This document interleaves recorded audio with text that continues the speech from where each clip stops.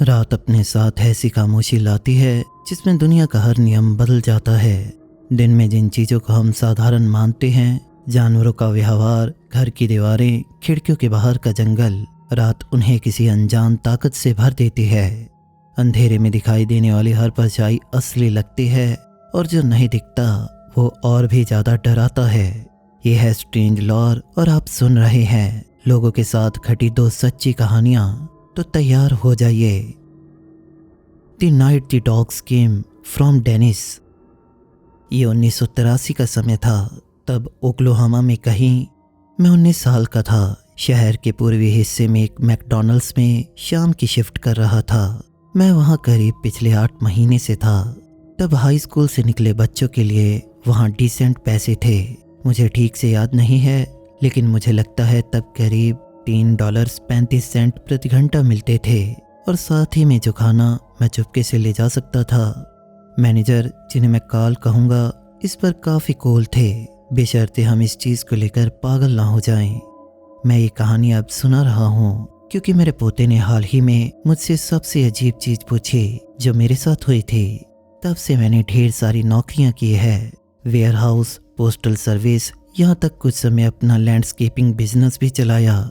लेकिन उस सितंबर की रात मैकडॉनल्ड्स में जो हुआ उसकी कोई बराबरी नहीं, इसके कुछ पास भी नहीं आता।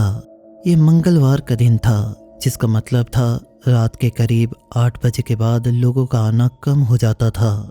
उस रात के करीब 10:30 बजे तक शायद 2 घंटों में मुश्किल से 5 कस्टमर्स आए होंगे। उस दिन डाइनिंग रूम खाली था, वहाँ हम सिर्फ 4 क्लोजर्स थे। मैं रजिस्टर पर और टैमी ड्राइव थ्रू पर, मैक्यूल किचन में और कार्ल अपनी मैनेजर ड्यूटीज पर, जो ज़्यादातर सेफ काउंटडाउन और कॉर्पोरेट की शिकायतें करना था। हम 11 बजे क्लोजिंग करने वाले थे, लेकिन कार्ल हमेशा 10:45 पर दरवाजे लॉक कर देता था अगर ज़्यादा कस्टमर नहीं होते थे। उसने अभी लॉक लगाया ही था जब टैमी ने कहा, ये क्या हो रहा है? वो ड्राइव थ्रू विंडो से बाहर देख रही थी। हम सब देखने गए तो देखा कि बाहर कुत्ते हर जगह थे। शायद 20 से 25 कुत्ते होंगे, सभी अलग अलग ब्रीड और साइज के थे। जर्मन शेफर्ड्स, मर्ट्स और कुछ डबरमैन्स, कुछ छोटे टेरियर्स और इन्हीं जैसे कुछ। वे पार्किंग लॉट में इस बिल्डिंग की तरफ अपना चेहरा करके बैठे थे। वो घूम नहीं रहे थे, सूंघ नहीं रहे थे, खेल नहीं रहे थे या कोई आम कुत्तों के बिहेवियर जैसा कुछ भी नहीं कर रहे थे। वो बस बैठे थे और हमें देख रहे थे। ये काफ़ी ज़्यादा अजीब है, मैक्यूल ने कहा। काल होने की वजह से तुरंत मैनेजर मोड में चला गया। वे ड्राइव थ्रू ब्लॉक कर रहे हैं, मैं उन्हें भगाता हूँ। शायद एनिमल कंट्रोल को कॉल करें, टैमी ने सुझाया। किसके लिए? इन भटके कुत्तों के लिए। जैसे ही मैं बाहर जाऊंगा वो चले जाएंगे, खासकर अगर मैं उनका पीछा करने लगूं। कार्ल ने डाइनिंग रूम के लिए इस्तेमाल किए जाने वाले झाड़ू हाथ में पकड़ा। मैक्यूल, मेरे साथ आओ। किसी तरह से भी नहीं कार्ल। ये फनी है क्योंकि मैं तुम्हें पूछ नहीं रहा, मैं तुम्हें बता रहा हूँ। कार्ल पहले से दरवाजे पर पहुंच चुका था। मैक्यूल अपनी जगह से हिला ही नहीं। इसके बाद कार्ल साइड एंट्री से बाहर गया और हम विंडो से उसे देख रहे थे। उसने पार्किंग लॉट में शायद मुश्किल से 3 कदम लिए होंगे कि इससे पहले कि कुत्तों ने रिएक्ट किया। तुम सोचोगे कि वो भौंकेंगे, लेकिन मुझे अच्छे से याद है कि उन्होंने ऐसा बिल्कुल नहीं किया था। उन्होंने कोई आवाज़ नहीं की। वे एक साथ खड़े हो गए और कार्ल की तरफ देखने लग गए। इसे देखकर कार्ल रुका। अब उस झाड़ू को हथियार जैसे आगे रखा। जाओ, भागो, उसने चिल्लाया। एक जर्मन शेफर्ड उसमें से सबसे पहले अपनी जगह से चला। उसने अपना सिर नीचे रखा और कार्ल के पास चला गया। फिर दूसरे कुत्तों ने वैसा ही किया। फिर एक एक करके सभी ने। इसे देखकर कार्ल एक कदम पीछे हटा और जब उसने ऐसा किया वे सभी उस पर झपट पड़े जैसे वो उसके खून के लिए प्यासे थे। मैंने कार्ल को कभी वैसे भागते नहीं देखा। वो दौड़ा। उसने झाड़ू को गिराकर दरवाजे की ओर दौड़ लगाई। एक मीडियम साइज मर्ट ने उसे उसके पाँव के ठीक ऊपर पकड़ा, उसकी जीन्स फाड़ दी। मैंने कार्ल को चीखते सुना। फिर उसने कुत्ते को लात मारकर अपने से दूर किया और दरवाजे से अंदर डाइव किया। मैक्यूल ने उसके पीछे से दरवाज़ा बंद कर दिया। तब कार्ल की टांग से काफ़ी खून बह रहा था। इतना नहीं कि उसे हॉस्पिटल ले जाना पड़े, लेकिन ये फिर भी काफ़ी था। टैमी फर्स्ट एड किट ले आई, जबकि कार्ल फर्श पर बैठा नैपकिन को अपने जख्म पर दबा रहा था। क्रैप, बार बार कह रहा था। ये क्या है यार, क्रैप। कुत्ते अपने पहले की पोजीशन पर वापस चले गए। वहां बैठकर बिल्डिंग के अंदर हमें देख रहे थे। कुछ विंडोज पर थे, पिछले पैरों पर खड़े होकर ग्लास से अंदर हमें देख रहे थे। मैं पुलिस को कॉल कर रहा हूँ, कार्ल ने कहा, लेकिन फोन काम नहीं कर रहे थे। वो टूटा नहीं था, फोन से डायल टोन आ रही थी, लेकिन कार्ल ने जो नंबर ट्राई किया वो रिंग करता रहा। उसे किसी ने उठाया ही नहीं। 911 नॉन इमरजेंसी लाइंस, यहाँ तक उसने मैकडॉनल्ड्स की हॉटलाइन को भी कॉल की थी, कुछ कनेक्ट ही नहीं हुआ। पे फोन ट्राई करके देखो, टैमी ने कहा। मैग्यूल इसे चेक करने गया और सिर हिलाते वापस आया। वहां भी वही चीज हो रही थी। ये बस रिंग करता और इसे कोई नहीं उठाता। हम वहां पर फंस गए थे। उन कुत्तों ने इमारत को पूरी तरह से घेर लिया था। हर एग्जिट, हर विंडो पर वो बैठे थे और हमें बस घूर रहे थे। उनकी आंखों के अंदर रोशनी पड़ती और जिससे वो किसी लाइट की तरह चमकती। वो पल कुछ ऐसा है जो हमेशा के लिए मेरे दिमाग में जम गया, क्योंकि ये इतना ज्यादा क्रीपी था। यार ये सचमुच काफी ज्यादा मैसअप है, मैग्यूल ने कहा। जैसे सुपर नेचुरल मैसअप। ये सिर्फ कुत्ते हैं, कार्ल ने कहा।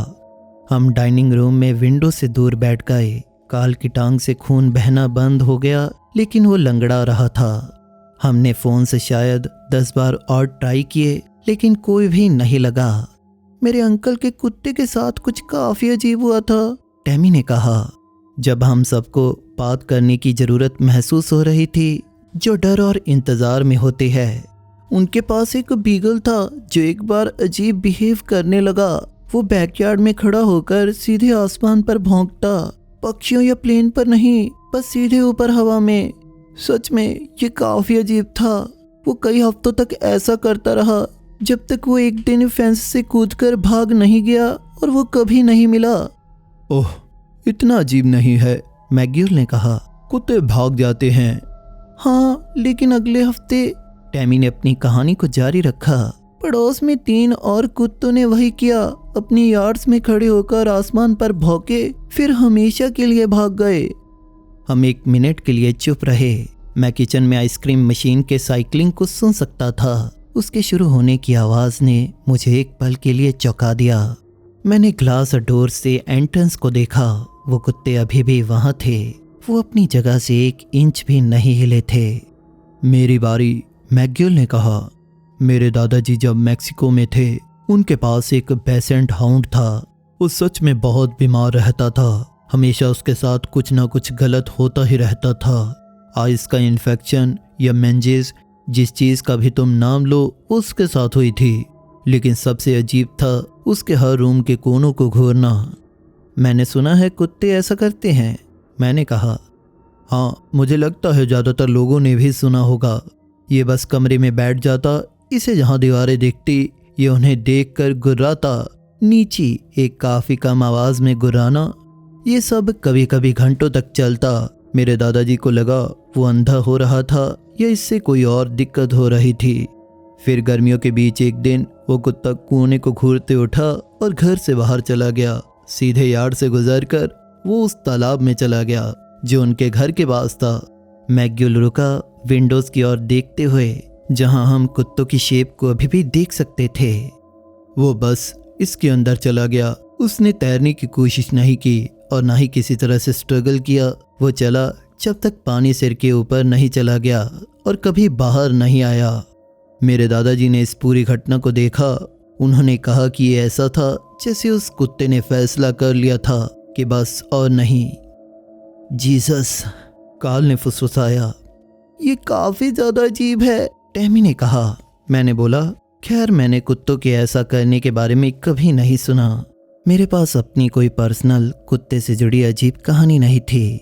मैं जब बड़ा हुआ हमारे पास आम कुत्ते थे, लेकिन वहाँ पर उन घूरते हुए जानवरों से घिरे होने की वजह से मैंने सोचा कि वो सभी कुत्ते कुछ ऐसा जानते हैं जो हम नहीं जानते। करीब रात के 11:30 बजे कार्ल ने एक और बार वहां से भागने की कोशिश की। फ्रंट से नहीं, वो इतना मूर्ख नहीं था। उसने सोचा शायद पीछे से जहां कचरा निकालते हैं वहां से वो अपनी कार तक पहुंच जाएगा। वहां कम कुत्ते थे जिसके बारे में हम बता सकते थे। वो डंपस्टर तक आधे रास्ते पहुंचा था, इससे पहले वो सब उसकी तरफ दौड़ने लगे। वैसे ही पहले जैसे एकदम से उसकी तरफ दौड़े। कार्ल मुश्किल से अंदर वापस पहुंच पाया, मुश्किल से ही दोबारा काटे जाने से बचा। ठीक है, हमें यहीं रहना होगा, उसने कहा जोर से सांस लेते हुए। हमें उनके जाने का इंतजार करना पड़ेगा। मुझे लगता है वो हम में से आखिरी था जो ये समझ गया था, क्योंकि हम सब पहले से ही जानते थे। हमने दूसरी चीज़ों के बारे में बात की, खुद को डिस्ट्रैक्ट करने के लिए। हमने हाल ही में देखी मूवीज़, स्कूल के लोगों, कुत्तों के सिवाय किसी भी चीज़ की बात की। थोड़ी देर में हम में से कोई उनकी ओर झांकता। वे कभी अपनी जगह से नहीं हिले, सिवाय कभी कभी अपनी पोजीशन शिफ्ट करने या खुद को खरोचने के। लेकिन वो बिल्डिंग की तरफ देखने से नहीं रुके। करीब 12:30 बजे टैमी ने कुछ नोटिस किया। दोस्तों, वो अब हमें नहीं देख रहे। हम सभी विंडोज पर गए। वो सभी कुत्ते अभी भी वही दिशा में देख रहे थे, लेकिन अब वो थोड़ा पूरब की ओर हाईवे की तरफ देख रहे थे। उनके सिर थोड़े ऊपर झुके हुए थे, जैसे वो कुछ सुन रहे थे जो हम नहीं सुन सकते थे। उनके कान भी थोड़े से खड़े थे। फिर ठीक सुबह 1 बजे, मुझे पता नहीं क्यों, मैं घड़ी को बाज की तरह देख रहा था। वे एक साथ वहां से चले गए, जैसे किसी ने उन्हें घर बुला लिया हो। वे खड़े हुए और अंधेरे में भागते हुए चले गए। करीब 30 सेकंड में वो पार्किंग लॉट खाली हो गया। हमने 10 मिनट और इंतज़ार किया। इससे पहले कार्ल ने दरवाज़ा खोला। हम ग्रुप में बाहर गए, चारों ओर देखते हुए, तैयार कि अगर ज़रूरत पड़े तो हम फिर से अंदर भाग जाएंगे। लेकिन कुत्ते वहाँ से चले गए थे।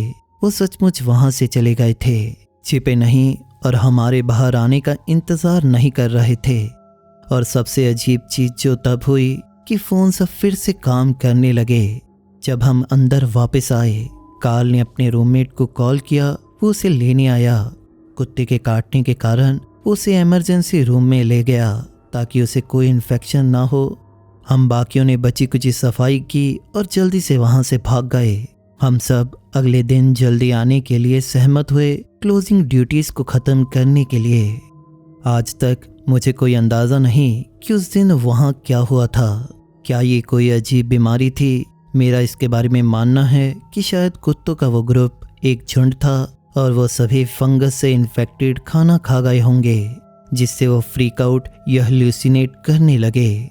फिर भी ये असलियत से काफ़ी अलग हो सकता है। आप इस बारे में क्या सोचते हैं? वो क्या था? Something was calling her from home, सारा एम। कुछ कॉन्टेक्स्ट के लिए, मेरी दादी, जिन्हें मैं हमेशा नैना कहता हूँ, 87 साल की हैं। करीब 2 साल पहले तक वो उन बुजुर्गों में से एक थी जो अमर लगते हैं। वो तब तक ड्राइविंग करती थी, गार्डनिंग करती थी, हर परिवार मीटिंग में उनकी फेमस बटर टॉट्स बनाती थी। फिर उन्हें कुछ छोटे स्ट्रोक्स हुए। डॉक्टर्स ने उन्हें TIAs कहा, ट्रांजिएंट इंसोम्निक अटैक्स। इसमें से हर एक उनका एक छोटा सा हिस्सा हमसे छीन ले गया। पहले उनकी बोलने की एबिलिटी ख़त्म हुई, फिर उनके मूवमेंट और आखिरकार उनका प्रेजेंट मूवमेंट में होने वाली घटनाओं का हिसाब ख़त्म हो गया। पिछले सितंबर तक वे बिल्कुल बोल नहीं पाती थी। वो कुछ आवाज़ें बना सकती थी, छोटे हम्स और सांसें, लेकिन कोई शब्द नहीं। वे अपनी वॉकर से अभी चल सकती थी, लेकिन सिर्फ छोटी दूरियों तक ही। सबसे चिंताजनक और अजीब था कि कैसे वो अवेयरनेस में आती जाती रहती थी। कभी कभी ऐसा लगता था वे सीधे तुम्हारे बीच से देख रही हों, जैसे तुम वहाँ हो ही नहीं। कभी कभी वो कुछ ऐसा घूरती जो हम में से कोई देख नहीं सकता था, आमतौर पर खिड़कियों से बाहर, और उनका चेहरा खुशी और लालच के अजीब मिश्रण से चमक उठता। हम सब जानते थे कि वो हेरन झील के पास अपनी कैबिन में अकेली नहीं रह सकती थी। मेरी मॉम और उनके भाई बहन नैना के साथ उनकी कैबिन में बारी बारी रहते थे। ये गॉर्डिक ओटारियो के करीब 40 मिनट दूर था, जंगलों में छिपा, लेकिन झील से 10 मिनट की दूरी पर। वे मेरे दादाजी के गुजरने के बाद 15 साल अकेले वहाँ रही थी और कहीं जाने से उन्होंने सब मना कर दिया था। मैं इसी घर में मरूंगी, वो कहती जब अभी बोल सकती थी। वो इस बात को एक वादे की तरह कहती, धमकी की तरह नहीं। हमारा प्लान था कि उन्हें जितना पॉसिबल हो फैमिली सपोर्ट से वहाँ रखना, फिर ज़रूरत पर इन होम केयर में ट्रांजिशन करना।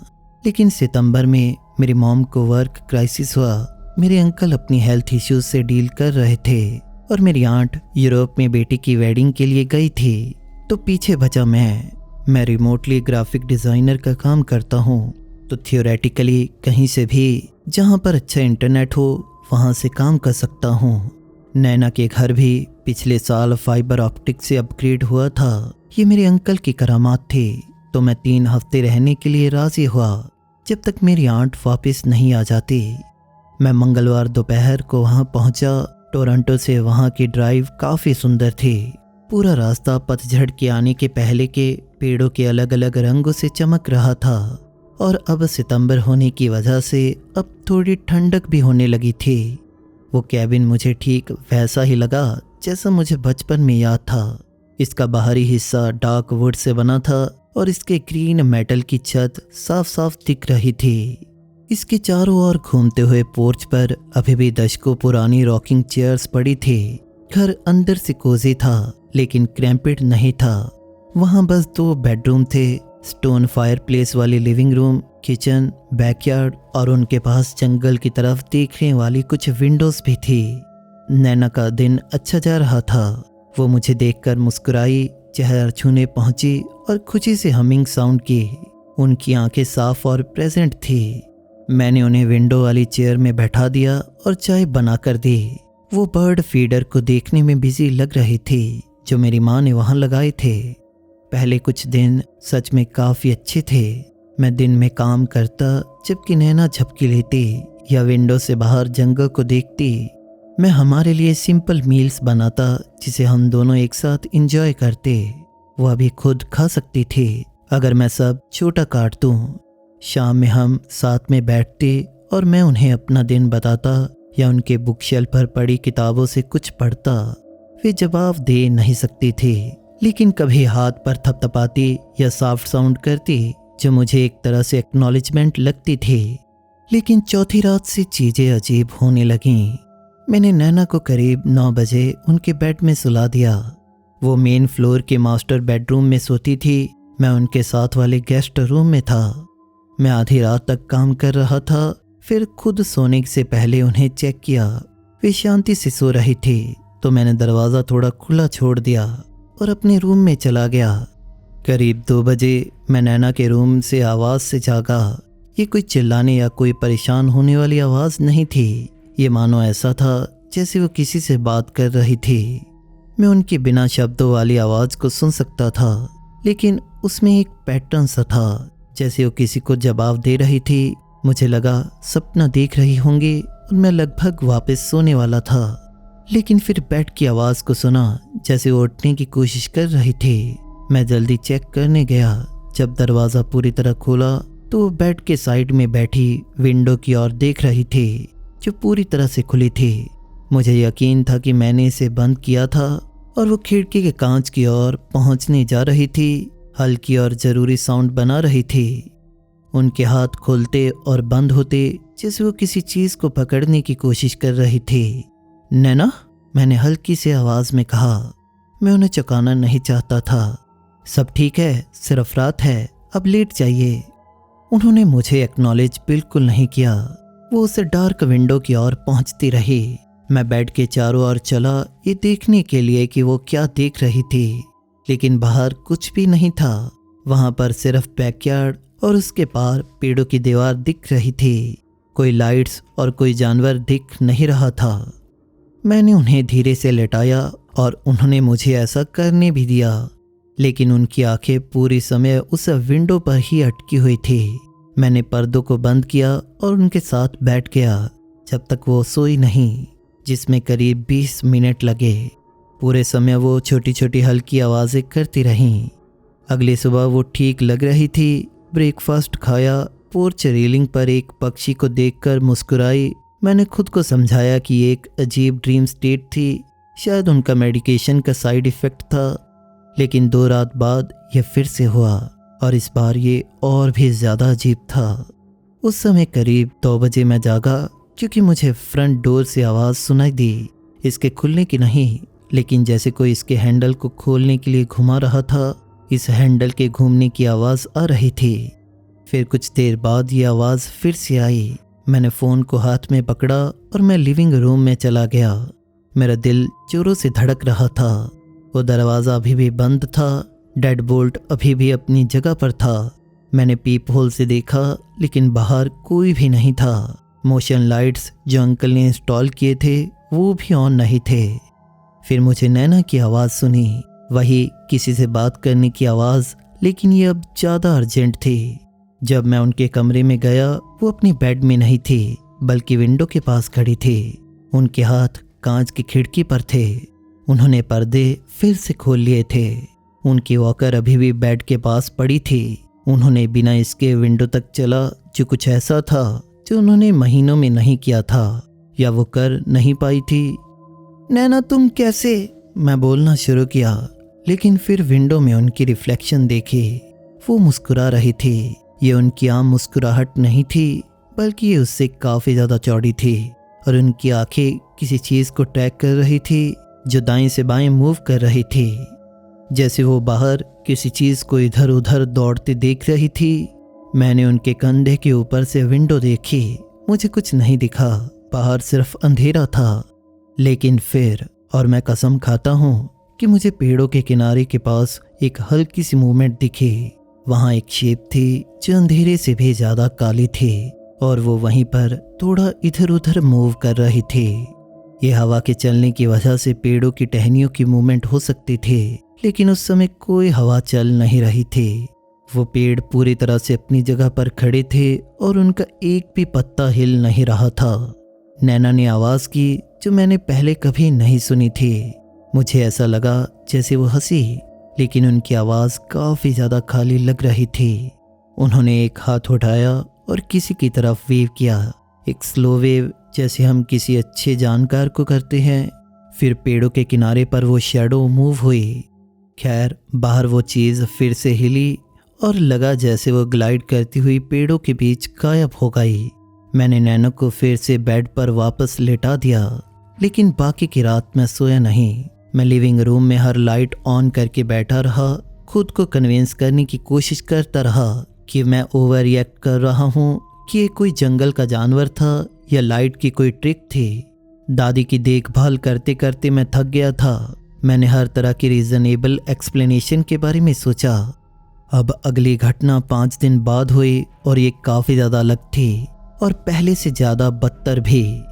मैं नैना के रूम में काउच पर सोने लगा। उनके रात को उठकर चलने की चिंता से उन्होंने पिछली कुछ रातों में वैसा ही किया था। वो सिर्फ वहाँ खड़ी होकर विंडो से बाहर की तरफ देखती, कुछ और क्रेजी नहीं किया था।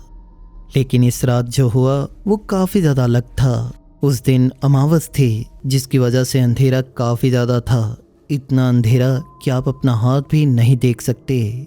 मैं उस रात नैना के रोने की आवाज़ से जागा। ये किसी चीज़ से दुखी होकर रोने जैसा लग नहीं रहा था, बल्कि ये ऐसा था जैसे वो किसी चीज़ से परेशान होकर रो रही थी, जैसे एक बच्चा जो कोई चीज़ लेना चाहता है। वो बेड में थी, लेकिन फिर बैठी और इस बार विंडो की तरफ नहीं देख रही थी। वो अपने कमरे के कोने की ओर, जो दरवाजे से सबसे दूर वाले किनारे की तरफ था, उसे देख रही थी। मैंने बेड साइड लैंप ऑन किया।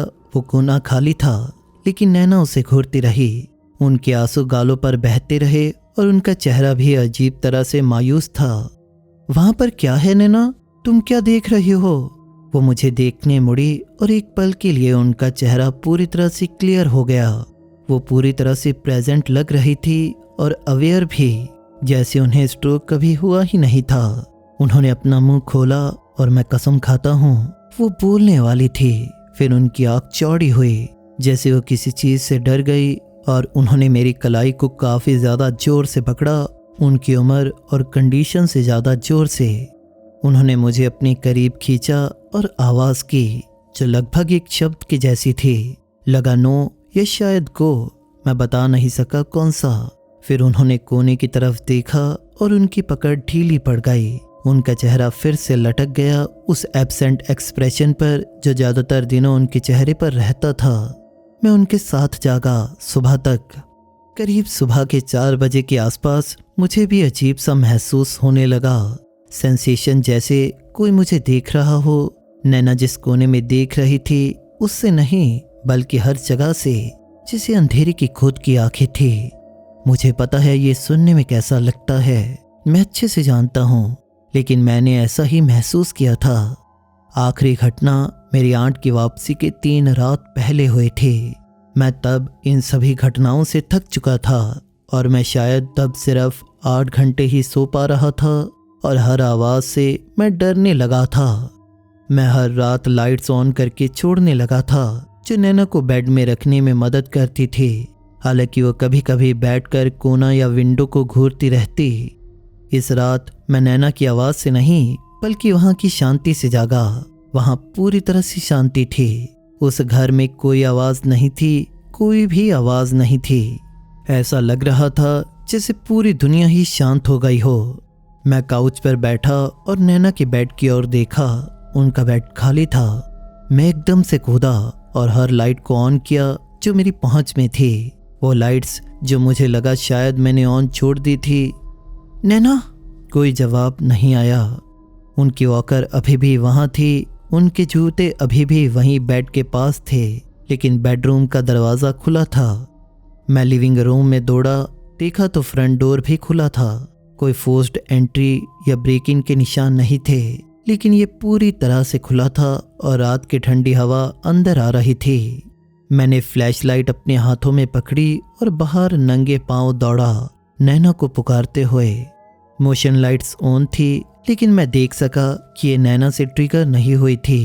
वो इसकी रेंज में कहीं नहीं थी। मैंने फ्लैशलाइट की रोशनी को यार्ड की तरफ घुमाया और तभी मैंने उन्हें पाया। वो जंगल के किनारे पर एक ही जगह पर पूरी तरह से स्टिल खड़ी थी, अपनी उसी वाइट नाइट गाउन में। उनके पास कोई वॉकर, कोई शूज़ नहीं थे। वो बस खड़ी थी, जैसे कुछ या किसी का इंतज़ार कर रही थी। मैं उनके पास दौड़ा। घास पैरों तले ठंडी और गीली थी। नैना, ओ माय गॉड, तुम ठिठुर रही हो। मैंने जब उन्हें टच किया तो वो किसी बर्फ के जैसे ठंडी लग रही थी, लेकिन उन्होंने मुझे नोटिस ही नहीं किया। वे जंगल को घूरती रही, अपनी उसी अजीब एक्सप्रेशन के साथ जिससे वो अक्सर इसे देखती थी। और फिर मैंने सुना, जंगल की गहराई से एक आवाज़ आई, जिसे मैं एक पुकार कह सकता हूँ। यह किसी तरह से भी किसी जानवर या इंसान की नहीं लग रही थी, लगभग किसी गाने की धुन के जैसी थी। मेरे शरीर की हर इंस्टिंक्ट मुझे भागने को चीख रही थी, लेकिन नैना को वहाँ छोड़ नहीं सकता था। फिर उन्होंने जंगल की तरफ एक स्टेप लिया। नो! मैंने उनकी बाजू को पकड़ा और वो मुझे देखने के लिए मुड़ी। उनके चेहरे के एक्सप्रेशन ऐसे थे जैसे मैं उन्हें कुछ काफ़ी अच्छा करने से रोक रहा था। उन्होंने एक दुख भरी आह भरी और फिर पेड़ों की तरफ देखने लगी। पेड़ों से आवाज़ ऊंची होने लगी। वो अब करीब से आ रही थी और मैं कसम खाता हूँ, ये मुझे तब ऐसी लगी कि ये लगभग शब्दों के किनारे पर थी। ये किसी बूढ़े मरीज की आवाज़ के जैसी थी जो काफ़ी लंबे समय से भूखा था। नैना ने एक और स्टेप लिया। वे सरप्राइजिंगली काफ़ी स्ट्रांग थी, मुझे मेरी ग्रिप के उलट खींच रही थी। मैंने उन्हें पीछे से पकड़ा और फिर वो महसूस किया, वो सेंसेशन जैसे कुछ उन्हें अपनी तरफ खींच रहा था। मैं कुछ देख नहीं सका, मैं इमोशन से भर गया था और अंधेरे में चिल्लाया, जो मुझे तब सबसे सही लगा। वो रेडी नहीं हैं, वो रेडी नहीं हैं, उन्हें अकेले छोड़ दो। फिर वो आवाज़ रुक गई। रात की आम आवाज़ें फिर से सुनने लगी। क्रिकेट्स और पत्तों से हवा के टकराने की आवाज़, दूर उल्लू की आवाज़, सब आवाज़ें वापस आ गईं। नैना मेरी बाजुओं में अचानक से लुढ़क गई और मुझे उनके पूरे वजन को संभालना पड़ा। मैंने उन्हें आधे रास्ते तक उठाया और आधा रास्ता घसीटते हुए उन्हें वापस घर ले आया। हर दरवाज़ा और खिड़की को लॉक किया और लिविंग रूम में हर लाइट को चलाकर उनके साथ बैठा जब तक सूरज नहीं निकलाया। वे उसके बाद लगभग 20 घंटे सोई। जब आखिरकार जागी, वे अलग लग रही थी, शायद शांत या शायद ज़्यादा रिजाइंड थी। उसके बाद उन्होंने रात में उठने की कोशिश नहीं की, कॉर्नर्स या विंडो नहीं घूरी, लेकिन कभी मैं उन्हें खुद को देखते हुए पकड़ता उस एक्सप्रेशन से जो मैं समझ नहीं सका था। शायद कुछ और लगा, रिग्रेट और सीक्रेट जो अब हम दोनों शेयर करते थे। मेरी आंट 2 दिन बाद वापस आई और मैं अपनी लाइफ में किसी को देखकर इतना रिलीव महसूस नहीं किया था। मैंने बताया नैना को रात में कुछ कन्फ्यूजन या शायद ज़्यादा केयर चाहिए जितना हम दे सकते हैं। मैंने बाकी कुछ नहीं बताया। क्या मैं गलत था? हमने अगले हफ्ते से हॉस्पिस केयर शुरू करने का अरेंज किया, एक प्रोफेशनल केयर गिवर जो 24 घंटे वहाँ रहेगा। नैना ने बिना किसी प्रोटेस्ट के इसे एक्सेप्ट किया और वो इससे परेशान भी नहीं लगी। जिस दिन मैं वापस गया उन्होंने मेरा हाथ लंबे समय तक पकड़ा, 3 बार इसे स्क्वीज किया, हमारा पुराना सिग्नल जिसका मतलब था आई लव यू। मेरे बचपन से हम ऐसा करते थे। फिर विंडो की ओर देखा और जेस्चर किया कि जो मैं पूरी तरह से समझ सका। वे कह रही थी जल्दी आना। ये करीब 2 महीने पहले हुआ था। नैना भी बिल्कुल ठीक हैं, अभी कैबिन में राउंड द क्लॉक केयर के साथ हैं। मॉम कहती हैं कि अभी वो पीसफुल हैं, ज़्यादा समय सोती है। केयर गिवर ने कुछ अनयूजुअल रिपोर्ट नहीं किया। मुझे नहीं पता वहाँ क्या था जो मेरी दादी को चाहता था। मुझे नहीं पता ये उन्हें लेने की कोशिश क्यों कर रहा था या वेलकम कर रहा था या ये पूरी तरह से कुछ अलग था। मुझे लगता है कि उन जंगलों में पुरानी चीज़ें हैं जो हम समझ नहीं सकते, चीज़ें जो हमारे कैबिन्स और रोड से बहुत पहले से वहाँ है, शायद झील से भी पहले से।